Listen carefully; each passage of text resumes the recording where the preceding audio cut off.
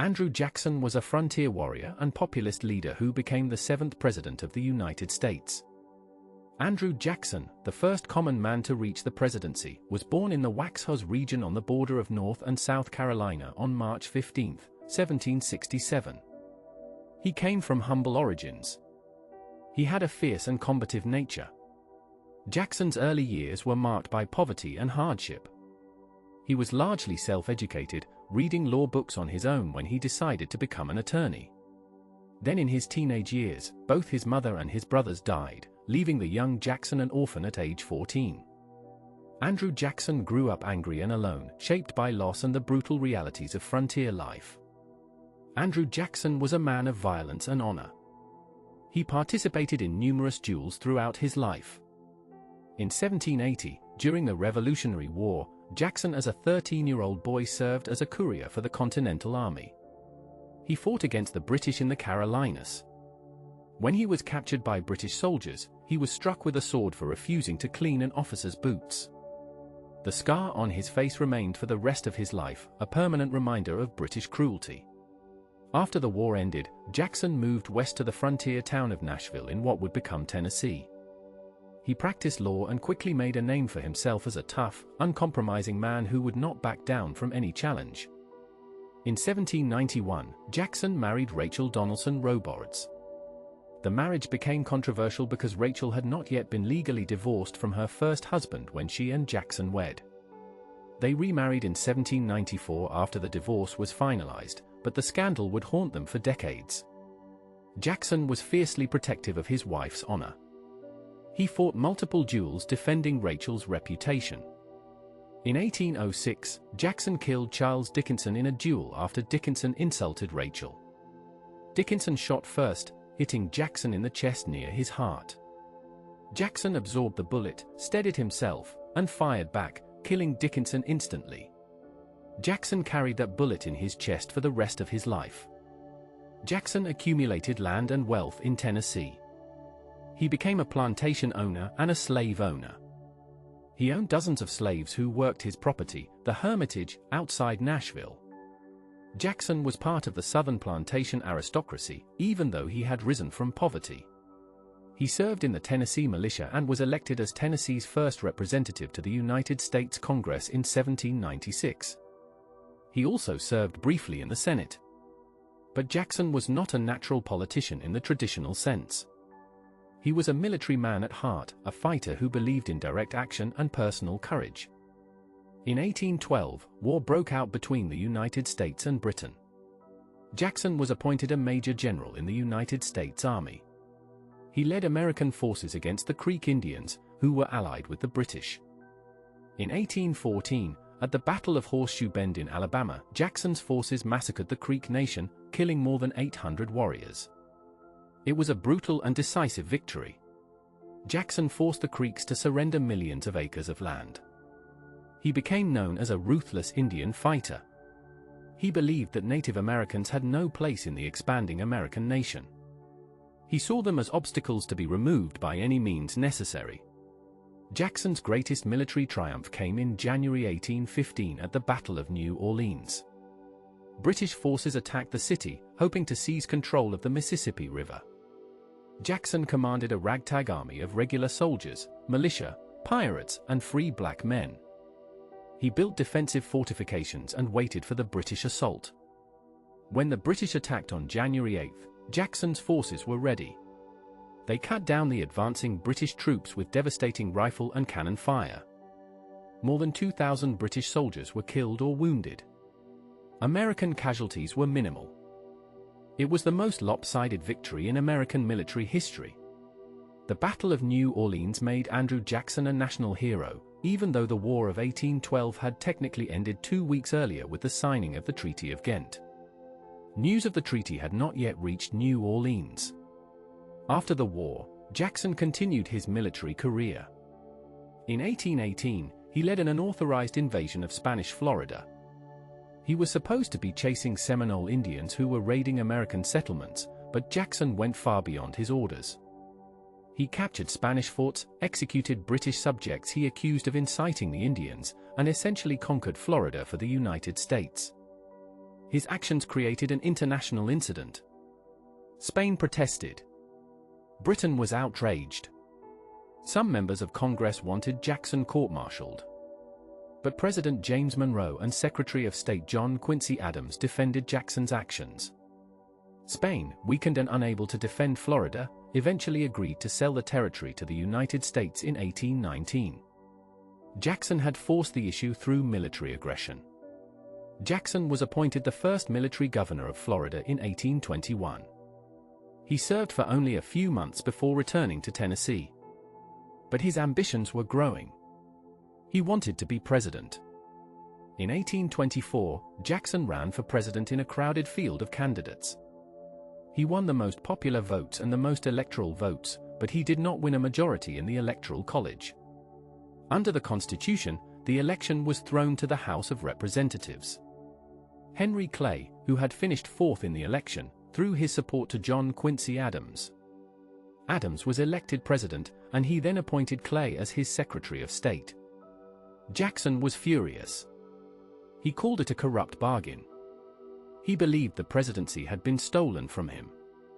He spent the next 4 years preparing for another campaign. In 1828, Andrew Jackson ran for president again. The campaign was one of the ugliest in American history. Jackson's opponents attacked him as a murderer, an adulterer, and a barbarian. They brought up the scandal of his marriage to Rachel. They accused him of killing men in duels. They called him a military tyrant. Jackson's supporters fought back, attacking John Quincy Adams as an elitist and an aristocrat who was out of touch with common people. They portrayed Jackson as a man of the people, a self-made frontiersman who understood the struggles of ordinary Americans. Jackson won the election in a landslide. But the victory was bittersweet. Rachel Jackson died just weeks before her husband's inauguration. Jackson blamed his political enemies for her death. He believed the stress of the vicious campaign had killed her. On March 4, 1829, Andrew Jackson was inaugurated as the 7th President of the United States. Thousands of ordinary citizens flooded into Washington to celebrate. They mobbed the White House after the inauguration ceremony, destroying furniture and forcing Jackson to flee through a window. It was a symbol of the new Democratic era. Jackson was the first president who was not from Virginia or Massachusetts. He was the first president who was not from a wealthy, established family. He was the common man in the White House. Jackson brought a new style to the presidency. He believed in strong executive power. He saw himself as the direct representative of the people, and he was willing to use presidential power to achieve his goals. He vetoed more bills than all previous presidents combined. He challenged Congress and the Supreme Court. He built a political machine that became the Democratic Party. Jackson rewarded his supporters with government jobs, a practice known as the spoils system. To the victor belong the spoils, his supporters said. Jackson believed that government jobs should go to loyal party members, not to a permanent bureaucratic class. One of Jackson's first major controversies involved his cabinet. He appointed John Eaton, a close friend, as Secretary of War. Eaton had recently married Peggy O'Neill Timberlake, a tavern keeper's daughter whose first husband had died under suspicious circumstances. Washington society, led by the wives of other cabinet members, refused to accept Peggy Eaton. They snubbed her at social events and spread rumors about her past. Jackson, remembering how his own wife had been treated, defended Peggy Eaton fiercely. He held cabinet meetings to discuss her reputation. He demanded that his cabinet members force their wives to socialize with her. The Petticoat Affair, as it became known, paralyzed Jackson's administration for 2 years. Eventually, Jackson's entire cabinet resigned, and he appointed new members. Jackson's vice president, John C. Calhoun of South Carolina, became one of his greatest political enemies. In 1828, Congress had passed a high tariff on imported goods. Southern states, which depended on imported manufactured goods and exported agricultural products, opposed the tariff. They called it the Tariff of Abominations. Calhoun argued that states had the right to nullify federal laws they believed were unconstitutional. South Carolina threatened to nullify the tariff and secede from the Union if the federal government tried to enforce it. Jackson was furious. He was a nationalist who believed in a strong federal government. He threatened to send troops to South Carolina and hang Calhoun for treason. The nullification crisis was eventually resolved through a compromise tariff in 1833, but Jackson had made his position clear. The Union was sacred and indivisible. Jackson's most controversial policy was Indian removal. He believed that Native Americans and white settlers could not live together. He wanted to move all Indians living east of the Mississippi River to lands west of the river, in what is now Oklahoma. In 1830, Congress passed the Indian Removal Act, giving the president power to negotiate removal treaties with Indian tribes. Jackson used this power aggressively. He forced tribe after tribe to sign treaties giving up their ancestral lands. Some tribes went peacefully. Others resisted. The Cherokee Nation in Georgia fought removal in the courts. In 1832, the Supreme Court ruled in Worcester v. Georgia that the Cherokee Nation was a sovereign entity and that Georgia had no authority over Cherokee lands. Jackson reportedly said, "John Marshall has made his decision, now let him enforce it." Jackson refused to enforce the Supreme Court's ruling. In 1838, after Jackson had left office but following policies he had established, federal troops forcibly removed the Cherokee from their lands in Georgia, Tennessee, and North Carolina. They were marched at gunpoint more than 1,000 miles to Oklahoma. Thousands died along the way from disease, starvation, and exposure. The Cherokee called it the Trail of Tears. It was one of the darkest chapters in American history. Jackson believed he was saving the Indians from extinction by moving them away from white settlers. He saw himself as a benevolent father figure. But his policy was ethnic cleansing. It destroyed entire nations and cultures. Jackson also fought against the Second Bank of the United States. The bank was a powerful financial institution that controlled much of the nation's money supply. It was chartered by the federal government but privately owned. Jackson hated the bank. He saw it as a corrupt monopoly that benefited wealthy elites at the expense of ordinary people. He called it a monster. In 1832, Congress passed a bill to recharter the bank. Jackson vetoed it. His veto message was a populist manifesto, attacking the bank as un-American and undemocratic. Jackson's opponents in Congress could not override his veto. Jackson made the bank the central issue of the 1832 presidential election. He ran for re-election against Henry Clay, who supported the bank. Jackson won in another landslide. After his re-election, Jackson decided to destroy the bank before its charter expired. He ordered his Treasury Secretary to remove federal deposits from the bank and place them in state banks, which Jackson's opponents called pet banks. When his Treasury Secretary refused, Jackson fired him. He fired a second Treasury Secretary who also refused. Finally, he found a Treasury Secretary who would follow his orders. Jackson's war on the bank was successful. The bank's charter expired in 1836, and it was not renewed. But Jackson's policies contributed to economic instability. Without a central bank to regulate credit, state banks issued too much paper money. Speculation ran wild, especially in land. In 1836, Jackson issued the Specie Circular, requiring that public lands be purchased only with gold or silver, not paper money. The policy was intended to curb speculation, but it contributed to the Panic of 1837, a severe economic depression that began just after Jackson left office. Jackson survived an assassination attempt in 1835. Richard Lawrence, an unemployed house painter who believed he was the King of England and that Jackson owed him money, approached Jackson outside the Capitol and fired 2 pistols at point-blank range. Both pistols misfired. Jackson, then 67 years old, attacked Lawrence with his walking cane and had to be pulled away by bystanders. It was the first assassination attempt on an American president. Jackson's presidency expanded Democratic participation.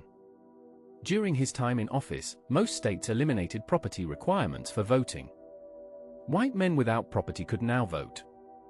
Political parties held nominating conventions where delegates chose candidates, replacing the old system where party leaders in Congress made the decisions. More people participated in politics than ever before. But Jackson's democracy was limited. It was a white man's democracy. Women could not vote. Free black men in the North were losing the right to vote in many states. Slaves had no rights at all. Indians were being removed from their lands. Jackson's democratic revolution benefited white men at the expense of everyone else. Jackson served 2 terms as president. He chose not to run for a 3rd term, following the precedent set by George Washington. He supported Martin Van Buren, his vice president during his 2nd term, as his successor. Van Buren was elected president in 1836. Jackson left office in March 1837 and returned to the Hermitage in Tennessee. He was in poor health. He suffered from chronic pain from the bullet still lodged in his body from old duels. He had persistent headaches and digestive problems. But he remained active in politics, advising Democratic presidents and party leaders. Jackson died on June 8, 1845, at the age of 78. He was surrounded by family and friends at the Hermitage. His last words were reportedly, "I hope to meet you all in heaven, both white and black." He was buried next to his beloved Rachel in the garden at the Hermitage. He did not free his slaves in his will. They remained enslaved and were inherited by his adopted son. Andrew Jackson's legacy is deeply controversial. He expanded democracy for white men. He strengthened the presidency and made it a more powerful office. He preserved the Union during the nullification crisis. He paid off the national debt, the only president ever to do so. He was a man of the people who fought against entrenched elites. But he was also responsible for the forced removal and deaths of thousands of Native Americans. He owned slaves and defended slavery. He used violence to solve problems. He ignored the Supreme Court when it ruled against him. He concentrated power in the executive branch in ways that worried his critics. Jackson was a man of contradictions. He was a champion of democracy who denied rights to most Americans. He was a nationalist who defended states' rights on issues like slavery. He was a populist who owned a plantation. He was a self-made man who benefited from inherited wealth and connections. He was loved by millions and hated by millions more. He transformed American politics and American society. For better and for worse, Andrew Jackson shaped the nation in fundamental ways. He was Old Hickory, tough and unbending, a frontier warrior who became president and used that power to remake America in his own image. His influence extended far beyond his presidency, defining an entire era of American history that bears his name, the Age of Jackson. John Quincy Adams was a brilliant diplomat and statesman who became the 6th President of the United States. John Quincy Adams, born on July 11, 1767 in Braintree, Massachusetts, was destined for greatness from birth. He was the son of John Adams, the 2nd President of the United States, and Abigail Adams, one of the most remarkable women in American history. He grew up in a household where politics and public service were not just discussed but lived every single day. Young John Quincy was exposed to the founding of a nation from his earliest years. He witnessed history being made in his own home. John Quincy Adams had an extraordinary education that few Americans of his era could match. When he was just 10 years old, his father took him to Europe, where John Adams was serving as a diplomat for the young American nation. The boy watched his father negotiate with European powers. He learned French, he learned Dutch, he studied in the finest schools of Europe. He attended lectures at the University of Leiden in the Netherlands. He served as a translator for an American diplomat in Russia before he was even 15 years old. This was not a typical American childhood. This was the education of someone being groomed for international leadership. John Quincy Adams returned to America as a teenager and enrolled at Harvard College. He graduated in 1787 and then studied law. He was admitted to the bar in 1790 and began practicing law in Boston, but the law was not his true calling. In 1794, President George Washington appointed the young John Quincy Adams as minister to the Netherlands. John Quincy was only 26 years old, but he had more diplomatic experience than men twice his age. Washington recognized that this young man had been preparing for diplomatic service his entire life. Adams served in the Netherlands with distinction. He wrote detailed reports about European politics that impressed everyone who read them. His father, John Adams, was now vice president, and some People whispered that nepotism had played a role in the appointment, but John Quincy Adams proved his worth through his own abilities. In 1797, when John Adams became president, he sent his son to serve as minister to Prussia. John Quincy Adams negotiated a treaty with Prussia that was highly favorable to American commercial interests. He was building a reputation as one of America's finest diplomats. While serving in Europe, John Quincy Adams met Louisa Catherine Johnson, the daughter of an American diplomat. They married in London in 1797. Louisa was born in England, and she would later become the only First Lady born outside the United States. Louisa was cultured, refined, and educated. She spoke French fluently. She played the harp beautifully. She was everything a diplomat's wife should be, but her marriage to John Quincy Adams was not always easy. John Quincy could be cold and demanding. He was obsessed with duty and public service. He expected perfection from himself and from everyone around him. Louisa struggled with depression and illness throughout her life. She suffered multiple miscarriages and the death of an infant daughter, but she remained devoted to her husband, and she played a crucial role in his political career. Her social graces complemented his intellectual abilities. In 1801, when Thomas Jefferson became president, John Quincy Adams returned to America. The Federalist Party was losing power, and John Quincy's father had been defeated in his bid for re-election. It was a difficult time for the Adams family, but John Quincy was determined to continue his career in public service. He was elected to the Massachusetts State Senate in 1802 and then to the United States Senate in 1803. As a Federalist senator, John Quincy Adams was expected to oppose President Jefferson and his Democratic-Republican policies, but John Quincy Adams was not a man who followed party lines blindly. He believed in doing what he thought was right regardless of political consequences. He supported Jefferson's Louisiana Purchase even though most Federalists opposed it. He supported Jefferson's embargo policies when most Federalists wanted war with Britain. The Federalist Party in Massachusetts turned against him. They accused him of betraying his party and his class. In 1808, the Massachusetts legislature elected someone else to replace him. John Quincy Adams resigned from the Senate rather than serve out his term. He had chosen principle over party, and it had cost him his political career, or so it seemed. President James Madison recognized John Quincy Adams's talents and his independence. Madison appointed him as the first United States minister to Russia in 1809. Adams spent 5 years in St. Petersburg serving during the Napoleonic Wars. He witnessed Napoleon's invasion of Russia in 1812. He watched the French army march toward Moscow, and he watched the remnants of that army retreat in the brutal Russian winter. Adams maintained good relations with Tsar Alexander I. He worked to keep Russia friendly to American interests even as America was fighting the War of 1812 against Britain. Adams's wife Louisa hated St. Petersburg. The cold climate affected her health. The isolation depressed her. Their young daughter died there, but John Quincy Adams remained focused on his diplomatic mission. He believed that serving his country was more important than personal comfort.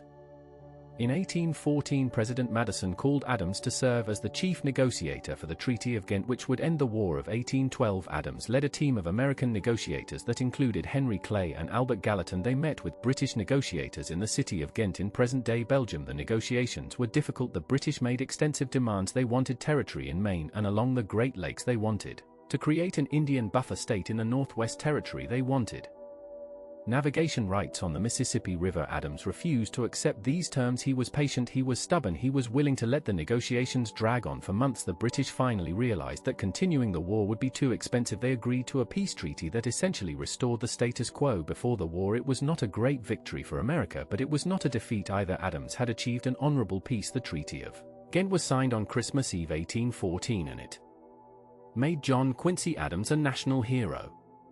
After the Treaty of Ghent, Adams was appointed minister to Great Britain. He served in London from 1815 to 1817. He negotiated several important agreements with the British, including treaties about fishing rights and the Canadian border, but his time in London was brief. In 1817, the newly elected President James Monroe asked Adams to serve as Secretary of State. Adams accepted immediately. The position of Secretary of State was considered the stepping stone to the presidency. Jefferson, Madison, and Monroe had all served as Secretary of State before becoming president. Adams knew that this appointment could lead to the highest office in the land.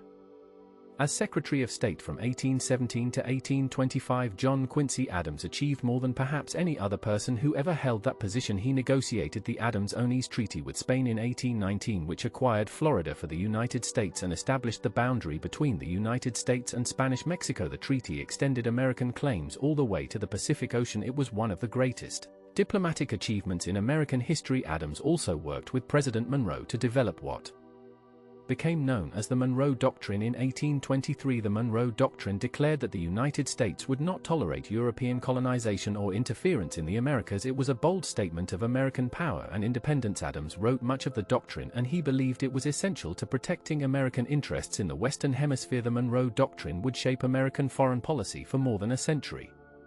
Adams also negotiated treaties with Britain that established the boundary between the United States and Canada along the 49th parallel. He secured American fishing rights off the coast of Newfoundland. He opened American trade with the British West Indies. He was involved in every major foreign policy decision of the Monroe administration. His knowledge of international affairs was unmatched. His command of languages allowed him to read diplomatic correspondence in the original French, Spanish, Dutch, and other languages. His experience in European courts gave him insights that no other American possessed. He was without question the most qualified diplomat in American history.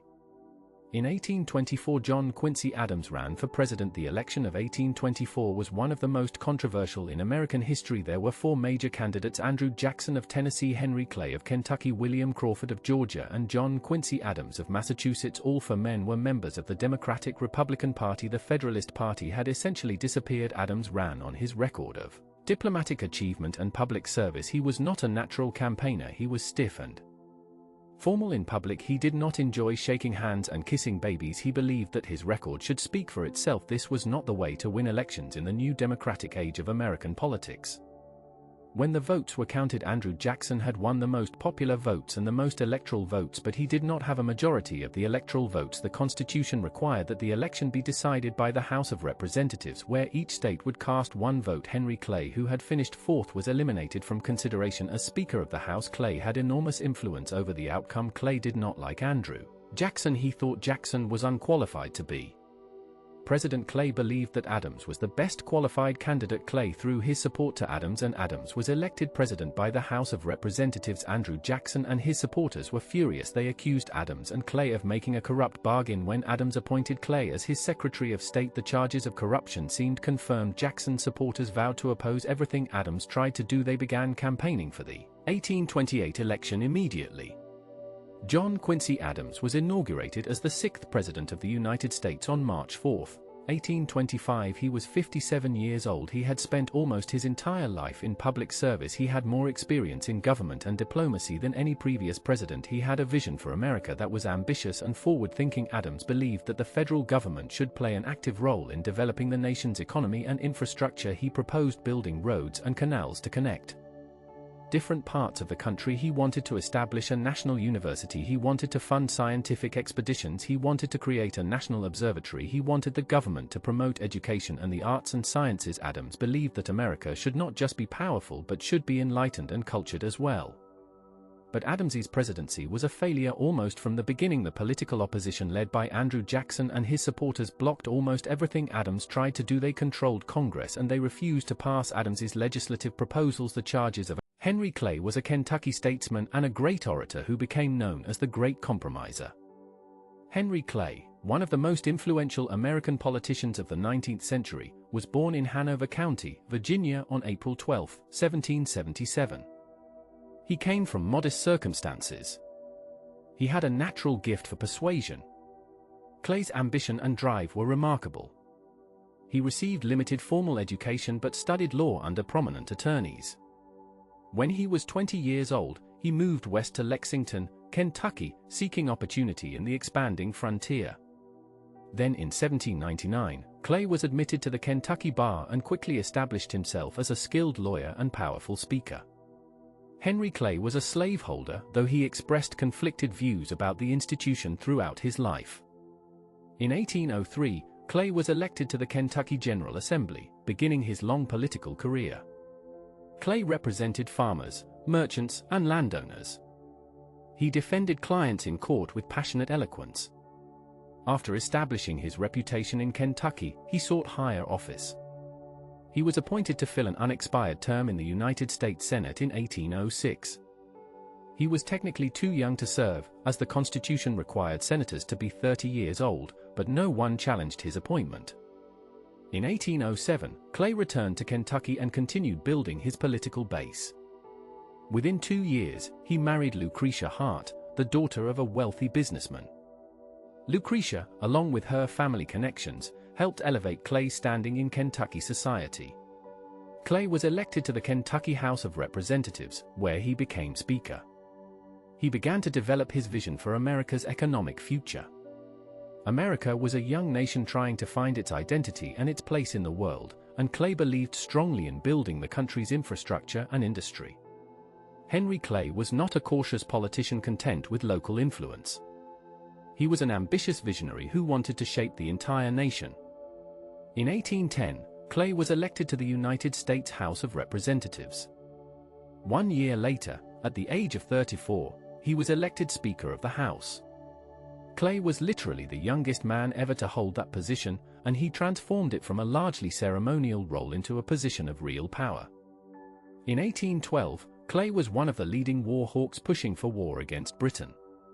The British were interfering with American shipping and allegedly supporting Indian attacks on the frontier.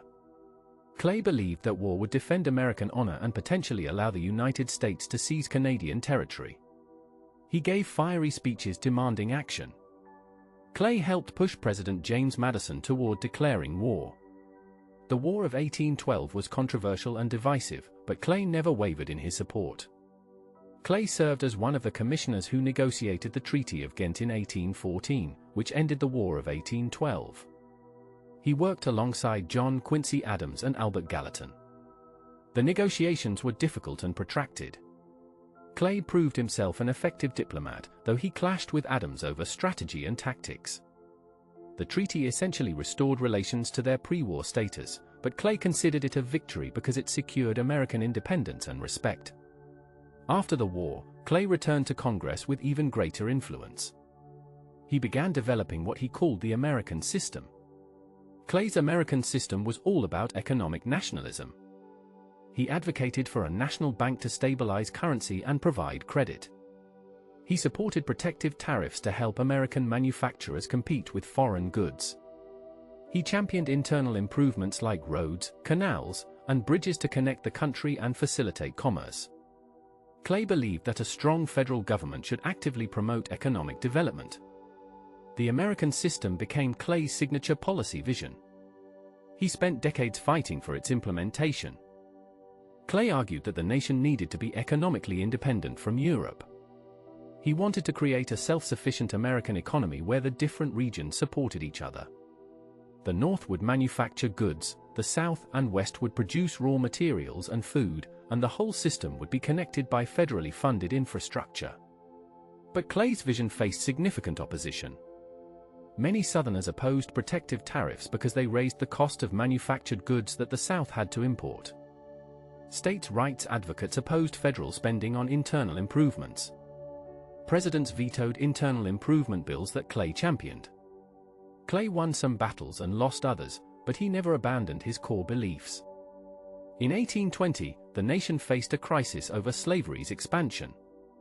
Missouri applied for statehood as a slave state, which would upset the balance between free and slave states in the Senate. Northern congressmen wanted to restrict slavery's spread. Southern congressmen insisted that new states had the right to permit slavery. The debate grew heated and threatened to tear the Union apart. Clay engineered what became known as the Missouri Compromise. Missouri would enter as a slave state, Maine would enter as a free state, and slavery would be prohibited in the Louisiana Territory north of the 36°30' parallel, except for Missouri. Clay used all his skills of persuasion and negotiation. He worked tirelessly behind the scenes, building coalitions and finding middle ground. The compromise passed, and Clay earned his reputation as the Great Compromiser. He believed that preserving the Union was more important than any single issue. Clay sought the presidency in 1824. He was one of 4 major candidates, all from the Democratic-Republican Party. The others were Andrew Jackson, John Quincy Adams, and William Crawford. Jackson won the most popular votes and the most electoral votes, but no candidate won a majority. The election was thrown to the House of Representatives, where Clay, as Speaker, wielded enormous influence. Clay could not win himself because the House had to choose from the top 3 electoral vote recipients, and he had finished 4th. But he could determine who would become president. Clay despised Jackson, whom he considered a dangerous military man unfit for the presidency. Clay supported Adams, who shared his views on the American system and federal power. Adams won the House vote and became president. President Adams then appointed Clay as his Secretary of State. Jackson's supporters immediately cried foul. They accused Clay and Adams of making a corrupt bargain, trading Clay's support for the cabinet position. Clay and Adams both denied any improper deal. Clay insisted he supported Adams based on principle and policy agreement. But the accusation of a corrupt bargain haunted Clay for the rest of his life.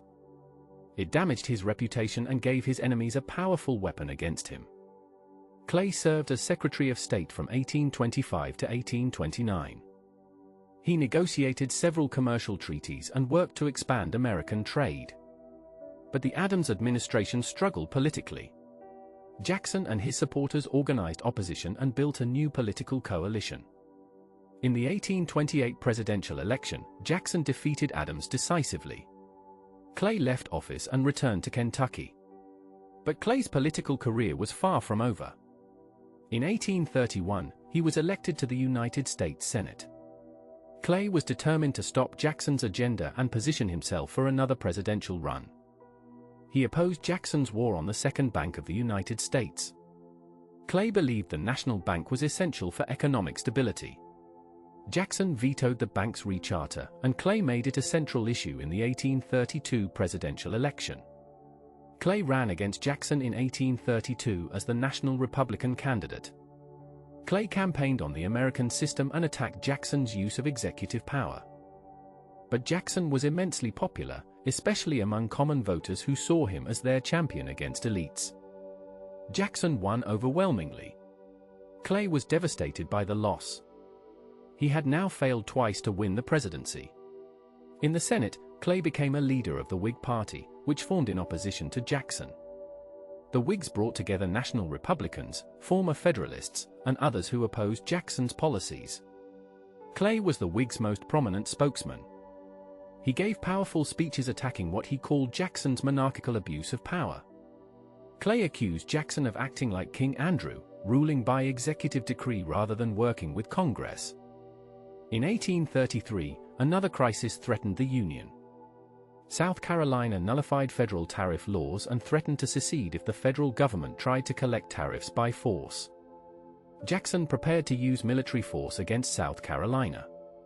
Clay worked frantically to find a compromise. He introduced a bill to gradually reduce tariff rates over several years. The Compromise Tariff of 1833 passed, and South Carolina backed down. Clay had once again saved the Union through compromise. Clay sought the Whig nomination for president in 1840. But the Whigs passed over Clay in favor of William Henry Harrison, a military hero who they believed had broader appeal. Clay was bitter about being denied the nomination. Harrison won the election but died after only 1 month in office. Vice President John Tyler succeeded Harrison. Tyler, a former Democrat, opposed much of the Whig agenda. Clay and Tyler clashed repeatedly. Tyler vetoed Clay's bills to recharter a national bank and raise tariffs. In 1844, Clay finally won the Whig nomination for president. He faced Democrat James K. Polk. The major issue was the annexation of Texas. Clay tried to straddle the issue, neither fully supporting nor opposing annexation. He wanted to avoid alienating voters on either side. But his equivocation cost him support. Polk ran on an expansionist platform, calling for the annexation of Texas and the acquisition of Oregon. Polk won a narrow victory. Clay had now lost 3 presidential elections. He would never occupy the office he so desperately sought. Clay retired from the Senate in 1842 but returned in 1849 as the nation faced its greatest crisis yet. The Mexican-American War had added vast new territories, and the question of slavery's expansion into these territories threatened to destroy the Union. California applied for statehood as a free state. Southerners demanded guarantees for slavery. The debate grew increasingly bitter and sectional. Clay, now 73 years old and in failing health, proposed a comprehensive compromise. California would enter as a free state. The territories of New Mexico and Utah would be organized without restrictions on slavery, allowing residents to decide the issue. The slave trade would be abolished in Washington, D.C., but slavery itself would remain legal there. A stronger fugitive slave law would require Northerners to help return escaped slaves to their owners. Clay introduced these measures as a package deal. The debate over Clay's compromise lasted for months. Clay gave some of his greatest speeches, pleading with both sections to make concessions for the sake of the Union. He was often too weak to stand for long periods. His voice, once powerful and commanding, was now weakened by age and illness. But his passion and conviction remained strong. Clay warned that disunion would lead to civil war and catastrophe. Clay faced opposition from both sides. Northern anti-slavery advocates like William Seward opposed any compromise with slavery. Southern fire-eaters like John C. Calhoun demanded absolute guarantees for slavery. Younger senators like Stephen Douglas eventually took over the legislative maneuvering. Douglas broke Clay's omnibus bill into separate measures, which passed individually. The Compromise of 1850 was enacted, though not exactly as Clay had envisioned it. Clay had achieved his greatest triumph, preserving the Union one more time. But the compromise was fragile and temporary. It postponed conflict but did not resolve the fundamental disagreement over slavery. Clay knew the compromise was imperfect, but he believed it bought precious time. He hoped that somehow, in the years ahead, Americans would find a permanent solution. Clay's health continued to deteriorate.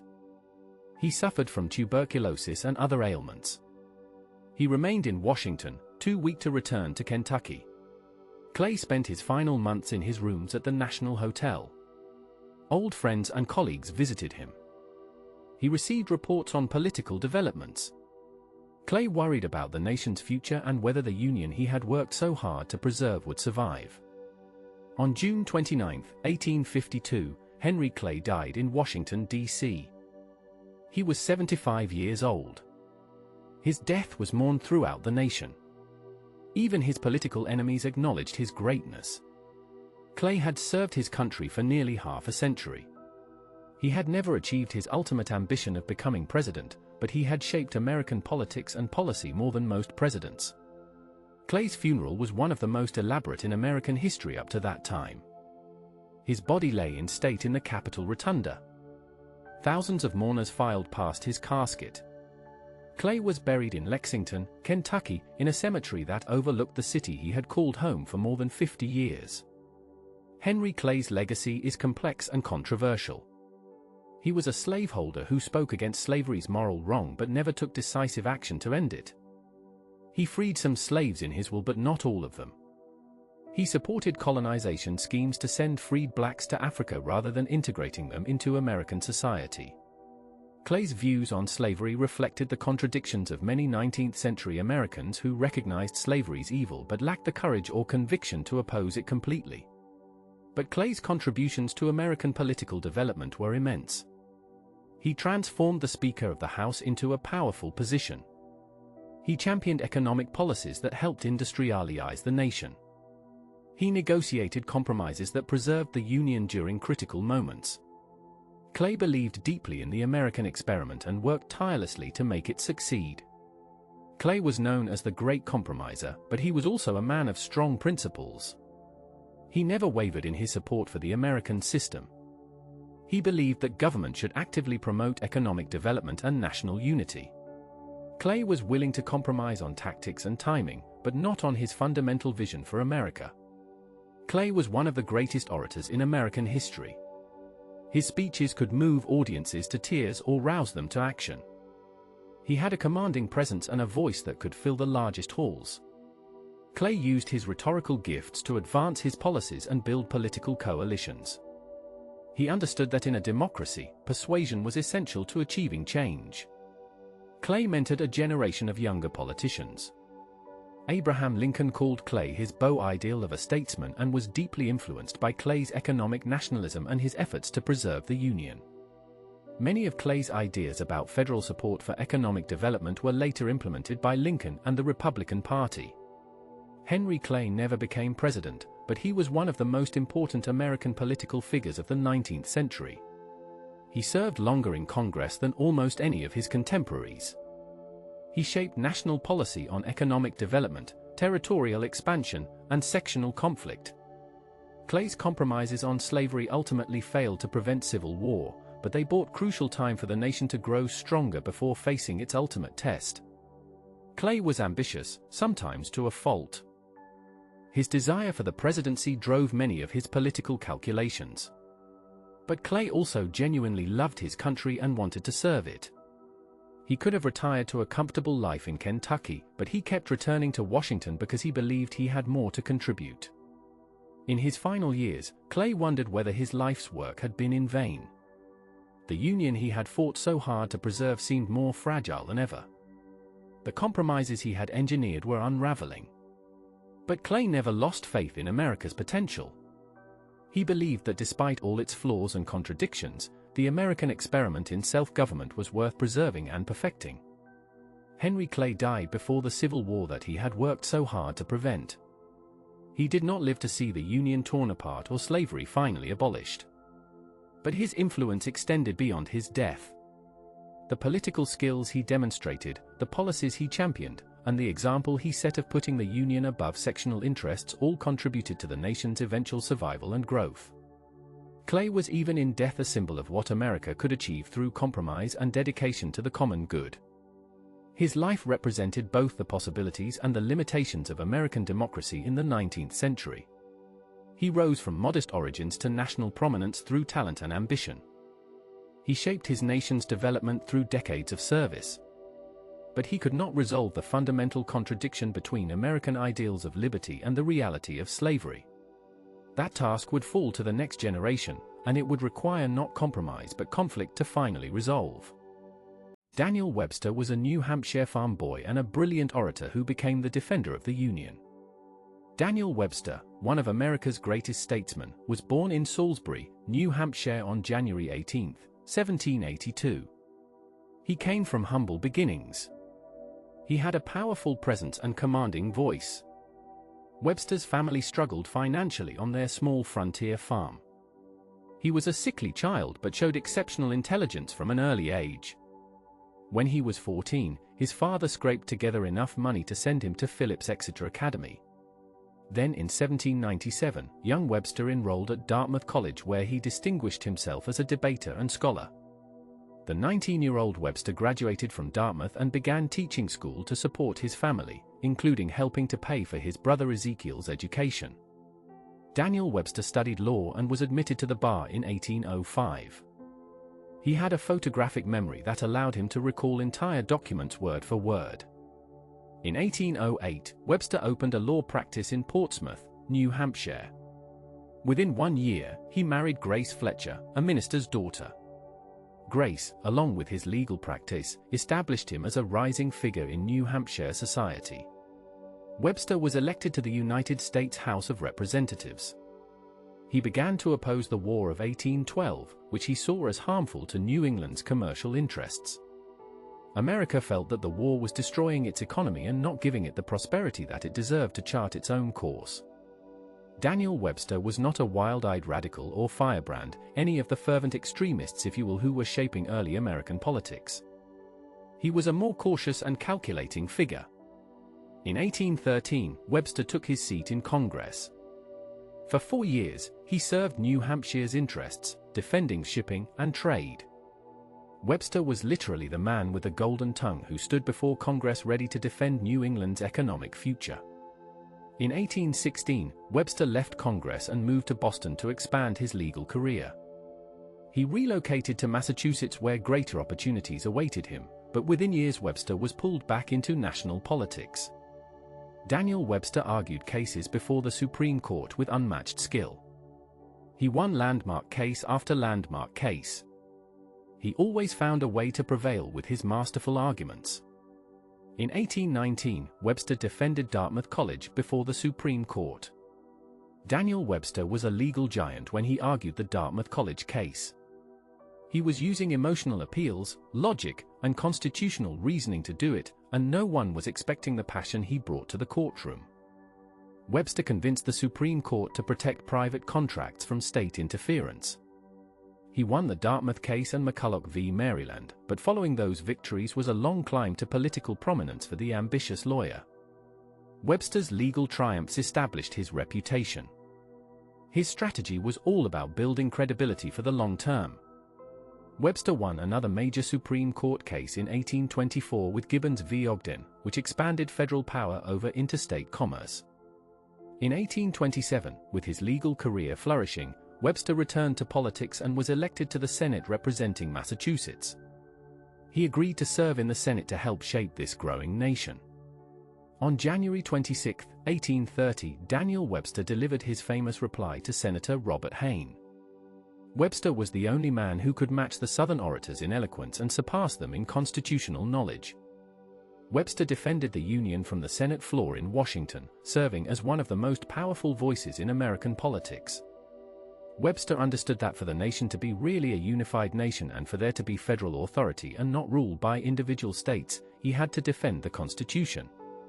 He had to set the example of the statesman who put union above all else. Daniel Webster's second reply to Hayne became legendary in American oratory. The debate began over Western land policy but transformed into a fundamental argument about the nature of the American Union. Senator Robert Hayne of South Carolina argued for states' rights and the doctrine of nullification, the idea that states could reject federal laws they deemed unconstitutional. Webster saw this as a direct threat to the survival of the nation. He spent days preparing his response, understanding that this moment would define his legacy and potentially the future of the country. When Webster rose to speak on January 26, the Senate gallery was packed with spectators. For hours, he spoke without notes, his deep voice filling the chamber. He systematically dismantled Hayne's arguments, asserting that the Constitution created a government of the people, not a compact among states. Webster argued that the federal government derived its power directly from the citizens, not from state legislatures. His most famous words rang out, "Liberty and union, now and forever, one and inseparable." These words would be memorized by school children for generations. Webster had positioned himself as the great defender of national unity at a time when sectional tensions threatened to tear the country apart. Webster's personal life during this period was marked by both success and tragedy. His wife Grace died in 1828, leaving him devastated. He had lost his closest companion and the mother of his children. Webster threw himself into his work, using politics and law as an escape from grief. In 1829, he remarried, taking Caroline Leroy as his second wife. Caroline was from a wealthy New York family and brought social connections that enhanced Webster's standing. But Webster's ambition was never fully satisfied by his Senate position alone. He wanted the presidency. Daniel Webster sought the nation's highest office multiple times but never achieved it. He ran for president in 1836 as one of several Whig candidates, hoping to deny Democrat Martin Van Buren an electoral majority and throw the election to the House of Representatives. Webster carried only his home state of Massachusetts. The defeat stung, but he remained a powerful force in the Senate. His speeches were published and read throughout the nation. People traveled great distances just to hear him speak. Webster's physical presence added to his mystique. He had a massive head, dark complexion, and blazing eyes that seemed to pierce through his audience. In 1840, the Whig Party nominated William Henry Harrison for president instead of Webster. Webster swallowed his disappointment and campaigned vigorously for Harrison. When Harrison won, he appointed Webster as Secretary of State. Webster finally had an executive position in the federal government. He took office in March 1841, ready to shape American foreign policy. But within 1 month, President Harrison died of pneumonia, and John Tyler became president. Tyler, a former Democrat, clashed with Whig Party leaders over banking and tariff policies. Most of Tyler's cabinet resigned in protest, but Webster remained. Daniel Webster stayed on as Secretary of State because he was negotiating the Webster-Ashburton Treaty with Great Britain. The treaty resolved boundary disputes between the United States and British Canada that had threatened to spark another war. Webster conducted quiet diplomacy, meeting secretly with British envoy Lord Ashburton. The two men developed a mutual respect and worked out compromises on the Maine Canada border, navigation rights, and the African slave trade. The Webster-Ashburton Treaty was ratified in 1842 and stands as one of Webster's greatest achievements. He had prevented a war and expanded American territory through negotiation rather than bloodshed. After completing the treaty, Webster resigned from the State Department in 1843 and returned to private life. He needed money desperately. Webster lived far beyond his means, entertaining lavishly and maintaining multiple properties. His legal fees and political contributions from wealthy supporters kept him afloat, but he was always in debt.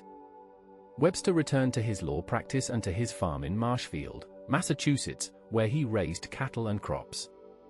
He loved the land, the sea, and the simple pleasures of rural life, even as he remained consumed by political ambition. The question of slavery increasingly dominated American politics in the 1840s. The Mexican-American War had added vast new territories, and the nation debated whether slavery would expand into these lands. Webster opposed the expansion of slavery but also opposed the abolitionists whom he viewed as dangerous radicals threatening the Union. He walked a difficult middle path, trying to preserve both the Union and his political viability in the North. This balancing act would define and ultimately tarnish his final years. In 1844, Webster again sought the Whig presidential nomination but lost to Henry Clay. When Clay was defeated by Democrat James K. Polk, Webster returned to the Senate in 1845. He opposed the Mexican War, viewing it as an unjust conflict designed to expand slave territory. He spoke against the war but voted for supplies to support American troops. Webster's position satisfied no one completely. War supporters saw him as unpatriotic, while war opponents saw him as complicit. This was the pattern of Webster's later career, attempting to please multiple constituencies and ending up fully trusted by none. The Compromise of 1850 became Daniel Webster's most controversial legacy. The crisis began when California applied for statehood as a free state, threatening to upset the balance between slave and free states. Southern states threatened secession. The aging Henry Clay proposed a comprehensive compromise. California would enter as a free state, the slave trade would be abolished in Washington, D.C., but a stronger fugitive slave law would be enacted, and the territories of New Mexico and Utah would decide the slavery question for themselves through popular sovereignty. Daniel Webster faced the most important decision of his career. The North opposed the fugitive slave law, which would require Northerners to assist in capturing escaped slaves. Abolitionists viewed any compromise with slavery as a moral abomination. But Webster feared that without compromise, the Union would dissolve into civil war. He believed that preserving the Union was the highest moral and political good, worth almost any sacrifice. On March 7, 1850, Daniel Webster rose in the Senate to deliver what became known as his 7th of March speech. He began by saying he spoke not as a Massachusetts man, not as a Northern man, but as an American. He supported Clay's compromise, including the hated fugitive slave law. Webster argued that the Union must be preserved, that disunion would bring catastrophe to both North and South. He appealed to reason, to shared history, to the Constitution. His eloquence was as powerful as ever, but this time his words brought condemnation rather than praise. The reaction in the North was swift and brutal. Abolitionists denounced Webster as a traitor who had sold out freedom for political gain. The poet John Greenleaf Whittier wrote Ichabod, a bitter poem mourning Webster's fall, so fallen, so lost, the light withdrawn which once he wore. Ralph Waldo Emerson said Webster's speech was a disaster for his reputation. Former supporters turned against him. Webster had calculated that supporting compromise would make him a national statesman who saved the Union and perhaps finally win him the presidency. Instead, he became a villain in the North while gaining little trust in the South. The Compromise of 1850 passed, and the immediate crisis was averted. Webster believed he had saved the Union, and perhaps he had, at least temporarily. The Civil War was delayed by a decade, though whether this was worth the moral cost remains debated by historians. Webster's support for the fugitive slave law meant that escaped slaves living free in the North could be captured and returned to bondage. It meant that Northern citizens were legally required to participate in the slave system. For many, this was an unforgivable betrayal of human dignity and natural rights. In 1850, President Millard Fillmore appointed Webster as Secretary of State for a second time.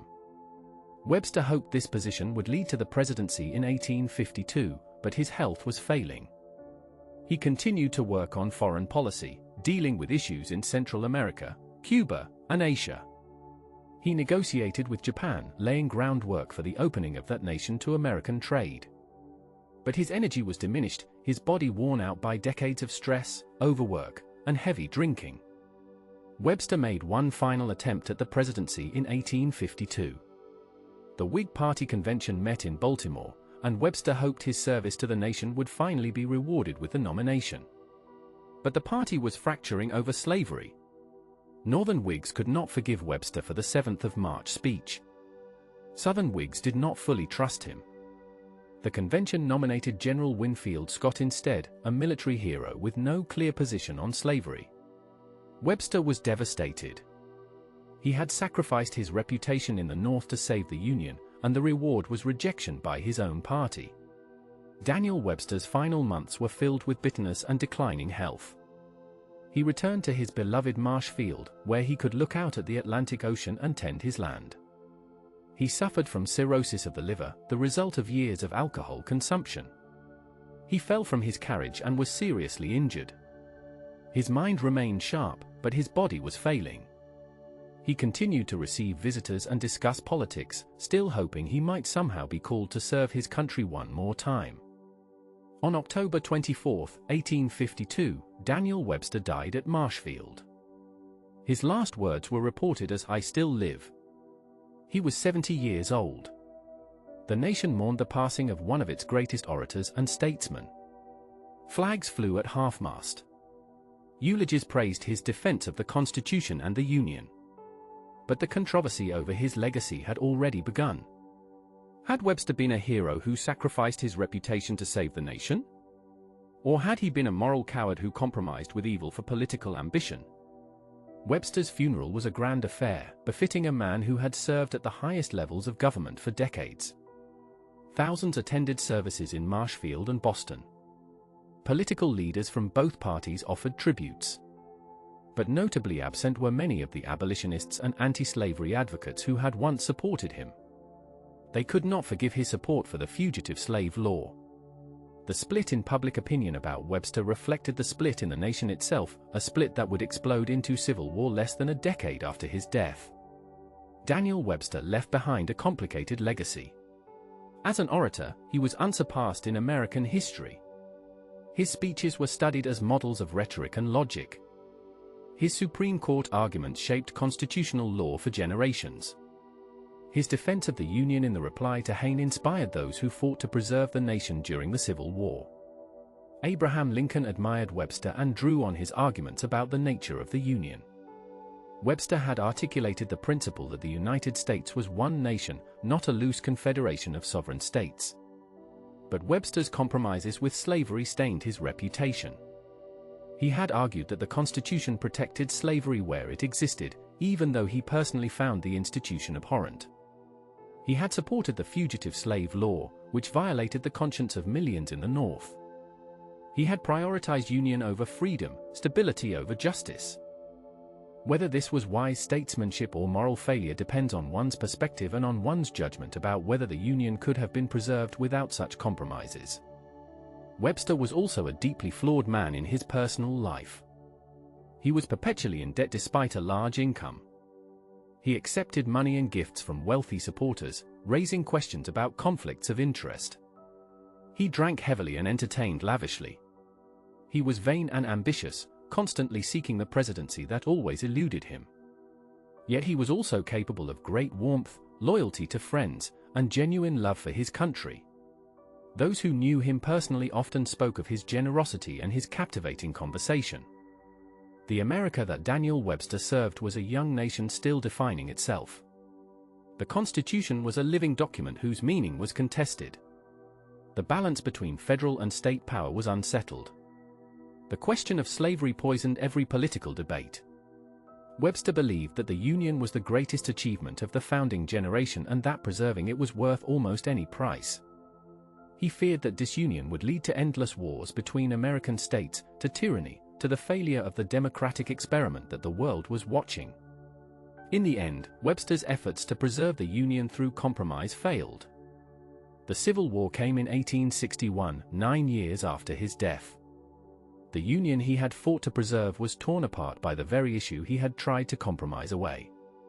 Yet the Union survived the war and emerged stronger. The principles Webster had articulated, that the Constitution created one nation, that the federal government had supreme authority in its sphere, that the Union was perpetual, were vindicated on the battlefield and in the aftermath of the war.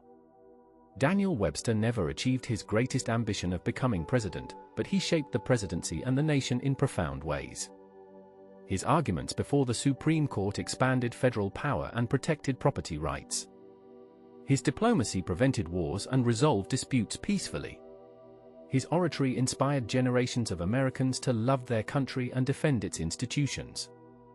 And his defense of the Union, however imperfect and morally compromised, helped establish the principle that the United States was one indivisible nation. When Daniel Webster died, he left behind a nation on the brink of catastrophe. The compromises he had supported were unraveling. The sectional tensions he had tried to calm were exploding into violence. The Union he had defended was about to face its greatest test. But he also left behind a tradition of American nationalism, of constitutional argument, of faith in democratic institutions. These would help carry the nation through the dark years ahead. Daniel Webster was even in death a symbol of the complexity and contradictions of antebellum America, a nation dedicated to liberty that tolerated slavery, a democracy that denied rights to millions, a union that was constantly threatening to dissolve. Webster embodied these contradictions in his own career, defending both freedom and compromise, both principle and pragmatism. His life and legacy remind us that history is not simple, that great figures are flawed, and that the choices leaders make in times of crisis have consequences that echo for generations.